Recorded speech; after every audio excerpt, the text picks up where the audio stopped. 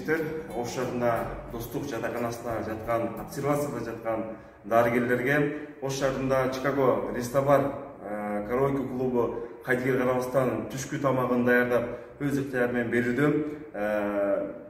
Колдон келсе баардык жардам берели. Биз ушул Чикаго Рестобар клубуна чоң рахмат айтабыз. Элин Марсман катынын фонду дайым силер менен биргеликте. Жакшы адамдар жаз экен көңүлдөргө, жакшы адамдар аз экен өмүрлөрдө, жакшылардан кадырын кечпейле биз, жылдыз болуп асмандан көрүнгөндө, Жақшылардан